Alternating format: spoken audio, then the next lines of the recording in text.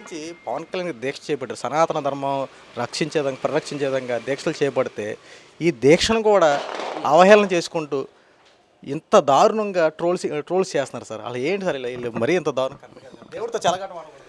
అదే చెప్పాను కదండి. ఇప్పుడు శునకాన్ని తీసుకెళ్ళి కనకపు సింహాసనం కూర్చోబెట్టిన కాలెత్తి వచ్చేస్తుంది తప్ప అంతకు మించి ఏమి చేయదు. ఈ జరిగేది అదే, అంతకు మించి ఏమీ లేదు సార్. మీరు దాని గురించి ఊరికి ఆలోచించాల్సిన పని లేదు. జనాలు కూడా ఆలోచించట్లేదు. జనాలకు అంత టైం లేదు. ఇప్పుడు జనాలు ఎలా ఉన్నారంటే ఎలా డెవలప్ అవుదాం, మంచి విజనరీ ఉన్న నాయకుడు వచ్చాడు, పెట్టుబడులు వస్తున్నాయి, చదువుకున్న పిల్లల్ని ఏ చదువు చదివించాలి. అంతేందుకు సార్, 2019 తర్వాత మన రాష్ట్రంలో రియల్ ఎస్టేట్ ఎట్లా పడిపోయింది, హైదరాబాద్ రియల్ ఎస్టేట్ ఎట్లా పెరిగింది. ఇప్పుడు హైదరాబాద్ రియల్ ఎస్టేటు స్తబ్దతగా ఉంది మిడిల్ స్టేజ్లో. ఏపీలో ఉన్న రియల్ ఎస్టేటు ఎట్లా, స్థలం ఒక 8 నెలల క్రితం బేరవాడితే గజం 7,000 రూపాయలు చెప్పారు. ఇప్పుడు అదే స్థలం 14,000 చెప్తున్నారు. నెక్స్ట్ ఇది వరకు స్క్వేర్ ఫీట్కి వచ్చేటప్పటికి కన్స్ట్రక్షన్కి 3,000 వరకు ఛార్జ్ చేసేవారు. ఇప్పుడు 2,600కే ఛార్జ్ చేస్తున్నారు. రీజన్ ఏంటంటే ఇటు ఇసుక ఫ్రీ చేశారు. ఇసుక ఫ్రీ చేసిన కారణంగా చాలామందికి, అంటే ఇప్పుడు ఒక కన్స్ట్రక్షన్ ఫీల్డ్లో ఇంచుమించు 52 మంది బతుకుతారు. 52 మంది బతుకుతారు. ప్లంబర్స్ ఏంటి, డిజైనర్స్ ఏంటి, అలా 52 మంది బతుకుతారు. అంటే 52 మందికి వచ్చిన డబ్బులు ఎవడో జేబులో పెట్టేసుకోడుగా, అది మళ్ళీ రొటేట్ అవుతుంది. రాష్ట్రం అభివృద్ధి ఎలాగవుతుంది, కంపెనీలు వచ్చేస్తే బాగుపడుతుంది అని కొన్ని గొర్రెలు వాగుతున్నాయి. ఇప్పుడు వచ్చిన దాన్ని నేనేం చేస్తాను, తినడానికి నేను ఖర్చు పెడతాను. నేను ఖర్చు పెట్టాలంటే కాయగూరలు కొనాలి. కాయగూరలు అమ్మేవాడు బాగుపడతాడు, కాయగూరలు అమ్మేవాడు బతుకుతాడు. ఇటు బియ్యం కొనుక్కోవాలి, పచారీ కొట్టువాడు బతుకుతాడు, అటు బియ్యం కొట్టువాడు బతుకుతాడు. అన్నీ ఇప్పుడు కరెంటు బిల్లుతో గవర్నమెంట్ బతుకుతుంది.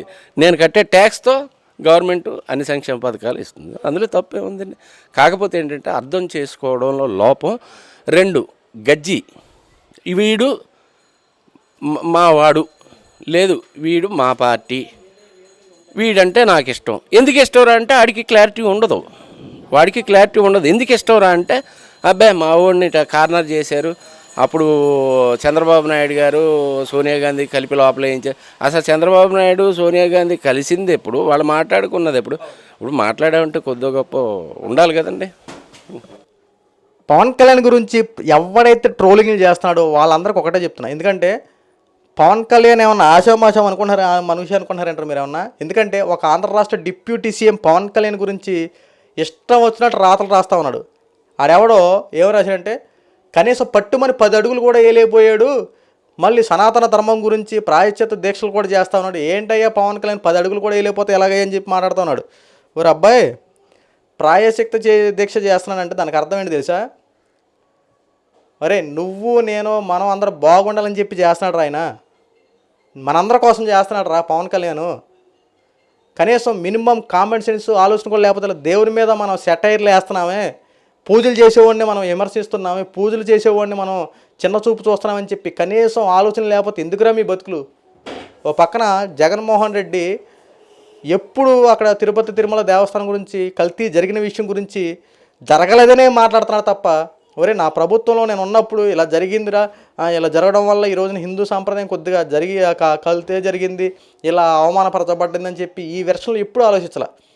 ఎంతసేపు కూటమి ప్రభుత్వం కావాలని ఇరిగిస్తుంది, కావాలని చేస్తుంది అంటూ జగన్మోహన్ రెడ్డి మాట్లాడుతూ ఉన్నాడు. ఈ రోజున పవన్ కళ్యాణ్ గురించి మాట్లాడే ప్రతి ఒక్కడికి చెప్తున్నాం, పవన్ కళ్యాణ్ జోలికి కానీ చంద్రబాబు గారి జోలికి, కూటమి జోలికి వస్తే కనుక ఎట్టి పరిస్థితులు ఉపేక్షించేది లేదు.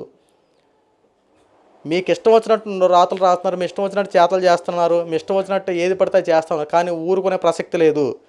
జగన్మోహన్ రెడ్డి మీకు ఒకటే చెప్తున్నాం, కూటమి ప్రభుత్వం సైలెంట్గా ఉందంటే నువ్వేదో భయపెడుతున్నావు, మేము బెదిరిపోతున్నాం అన్నట్టు కాదు. చంద్రబాబు గారు కూటమి ప్రభుత్వం ఒకే ఒక్క మాట మాకు ఇచ్చారు, వాళ్ళు బురద రాజకీయాలు చేస్తారని చెప్పి మనం బురద రాజకీయాలు చేయవసరంలా, వాళ్ళు విరుచుకుపడ్డారని చెప్పి మనం విరుచుకుపడే అవసరంలా. మనం ప్రజల చేత ఎన్నుకోబడిన ప్రభుత్వం, ప్రజల కోసం మనం బ్రతకాలి. పెంటలో రాయేస్తే ఆ పెంటే మన మీద చెందుద్ది, మనకు అవసరం లేదు. ఎలాంటి వాళ్ళని ఎలాగైనా సరే ప్రతిదానికి ఒక టైం వస్తుంది. ఆ టైం వచ్చినప్పుడు తప్పులన్నింటికి ఒకేసారి శిక్ష ఇద్దాం, కంగారు పడొద్దు, ఓపిక పట్టుండండి అంటూ కూటమిలో చంద్రబాబు గారు పవన్ కళ్యాణ్ చెప్పారు కాబట్టి ఓపిక పడుతున్నాం. ఇది మీరు మా అసమర్థత అనుకుంటాం, మీ భ్రమ. ఏం చేస్తారులే, మమ్మల్ని ఎవడేం పీకుతాడులే, మేమే మళ్ళీ మా ముఖ్యమంత్రి జగన్మోహన్ రెడ్డే ఉన్నాడు, మాకు తోడుగా ఉన్నాడని చెప్పి రెచ్చిపోతున్న ప్రతి ఒక్కటి చెప్తున్నాం. మేమేమి పీకలేము, మేమేం చేతగనడం కాదు, మేము ఎలా చేయాలో అలా చేయగలం. పవన్ కళ్యాణ్ దీక్షల గురించి, పవన్ కళ్యాణ్ గురించి తప్పుడు రాతలు రాసి ఏ నాకుడు కానీ ఒకటే చెప్తున్నాం, ఇంకొకసారి పవన్ కళ్యాణ్ ట్రోలింగ్లు చేసినా, పవన్ కళ్యాణ్ గురించి ఎర్రి చేష్టలు చేసినా ఎవరినైనా సరే ఉపేక్షించేది లేదు. హిందూ సాంప్రదాయం మంట కలిపిపోతుంటే మీరేం చేస్తున్నారా? కల్తీ లడ్డు కల్తీ జరిగినప్పుడు కనీసం దాని గురించి మాట్లాడడం అనేసి, కల్తీ జరగలేదని మాట్లాడతారు తప్ప కల్తీ జరిగిందా, అయ్యో దీని గురించి ఇది నిజమేనా, హిందూ సాంప్రదాయాలు ఇలా చేయకూడదే, రాజకీయాల గురించి కొద్దిగా పక్కన పెట్టేస్తే కనీసం హిందూ సాంప్రదాయంలో ఎంత కల్తీ జరిగిందా, ఇలాంటి వాడిని ఖచ్చితంగా శిక్షించాలని చెప్పి ఏ ఒక్కడైనా ప్రెస్ మీట్ పెట్టారా? ఎంతసేపు కల్తీ జరగలేదంటారా, కల్తీ జరిగిందంటారు. ఇదే తప్ప మరి హిందూ సాంప్రదాయం మంట కలిసిపోతుందిరా బాబు, ఇదేంటారు ఎంత దారుణంగా చేశారు, మరి తప్పురా ఇది, దీని గురించి ఫైట్ చేద్దాంరా, దీని గురించి ఇలా నిరసన తెలుపుదాంరా, దీని గురించి మాట్లాడదామని చెప్పి ఒక్కడైనా ఉందా? విషయం బయట పెడతానంటే చంద్రబాబు గారి మీద, సార్ చంద్రబాబు గారు ఎందుకు గోప్యంగా ఉంచాల్సిన విషయాన్ని బయట పెట్టడం ఎలాగ సార్ అని చెప్పి దీని గురించి మాట్లాడడం. మరి బయట పెట్టకపోతే అదే తింటే ఇంకా మీరు పాపంలోకి వెళ్ళిపోయినట్టేగా. ఇది కూడా చెప్పకూడదా? కొంచెం చెప్పారనుకో, దీని గురించి ఎంక్వైరీలు జరుగుతున్నాయి, దీని గురించి మాట్లాడుతున్నాయి, దీని గురించి జరుగుతాం, ఎంత చేస్తా ఉన్నాయి, కనీసం ఎందుకు వచ్చిన రాజకీయాలు చేస్తున్నారా మీరు? జగన్మోహన్ రెడ్డి చెప్పిన మాటల్లోనే న్యాయం ఉందని చెప్పి వెళ్ళిపోయి ఇష్టం వచ్చినట్టు మాట్లాడుతూ ఉన్నారు. ఇంకొకసారి పవన్ కళ్యాణ్ వ్యక్తిగతంగా విమర్శించిన, పవన్ కళ్యాణ్ గురించి హేళనగా మాట్లాడిన, తిరుపతి లడ్డు గురించి తిరుపతి దేవస్థానానికి వెళ్ళాల్సింది పోయి దుర్గమ్మ గుడి మెట్లు కడగడం ఏంటని చెప్పి ఇంకొకటి మాట్లాడుతూ ఉన్నాడు. ఒరే, ప్రతి మతం సమానం, అన్ని దేవుళ్ళు సమానం అని చెప్పి కొలిచే పవన్ కళ్యాణ్ ఎక్కడ? కనీసం దేవుళ్ళ మొహం కూడా తెలియనటువంటి, దేవుడు అంటే ఎవడో తెలియనటువంటి మాట్లాడి నువ్వెక్కడరా?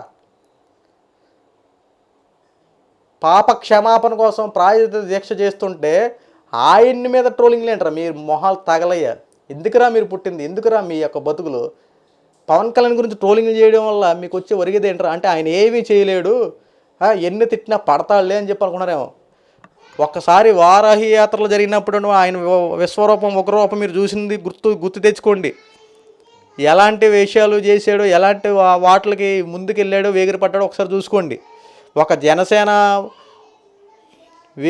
జన సైనికుడిని చెంప మీద కొట్టినప్పుడు ఎస్ఐని స్టేషన్లోకి వెళ్ళి ఆవిడ దగ్గరికి వెళ్ళి సస్పెండ్ చేయించి జన సైనికుడికి అండగా నిలబడ్డాడు. ఒక్కసారి వెనకన్ని తిరిగి మాట్లాడుకోండి. Jaganmohan Reddy and co batch ఎవడైనా సరే పవన్ కళ్యాణ్ విమర్శిస్తే ఈసారి చాలా దారుణంగా ఉంటుంది. ఎట్టి పరిస్థితులు ఉపేక్షించేది లేదు. ఇప్పుడైనా ఒళ్ళు దగ్గర పెట్టుకొని మీ పని మీరు చేసుకోండి, ప్రశ్నించండి, తప్పు జరిగితే ప్రశ్నించండి, అంతే తప్ప వ్యక్తిగత విషయాలకు వెళ్తే మాత్రం బాగోచ్చు చెప్తున్నా. ఆయన ప్రాయశ్చిత్త దీక్ష తీసుకుని నీకు వచ్చిన నొప్పి ఏంటి? ఆయన మతాన్ని స్వీకరిస్తే నీకు వచ్చిన నొప్పి ఏంటి? ఆయన మాలేసుకుంటే నీకు వచ్చిన నొప్పి ఏంటి? ఆయన ప్రార్థన చేసుకుని నీకు వచ్చిన నొప్పి ఏంటి? ఆయన పూజలు చేసుకుని నీకు వచ్చిన నొప్పి ఏంటి? నీకు అవసరమా? వ్యక్తిగత విషయాలకు వెళ్తున్నావు. రాజకీయంగా 100 మాట్లాడు. చంద్రబాబు గారు మీరు అలా చేశారు, ఇలా చేయాల్సిందిగా అని 100 మాట్లాడు. పవన్ కళ్యాణ్ గారు మీరు అలా చేసింది, ఇలా చేసి అని చెప్పి 100 మాట్లాడు. వ్యక్తిగత విషయాల గురించి నీకేంట్రా అబ్బాయి? ఒళ్ళు దగ్గర పెట్టుకుని మాట్లాడు. నోరు ఉందని చెప్పి ఇష్టానికి రెచ్చిపోతే భవిష్యత్తులో రాబోయే రోజుల్లో గట్టిగా మీకు బుద్ధి చెప్తాం. దీంట్లో ఎటువంటి సందేహం లేదు.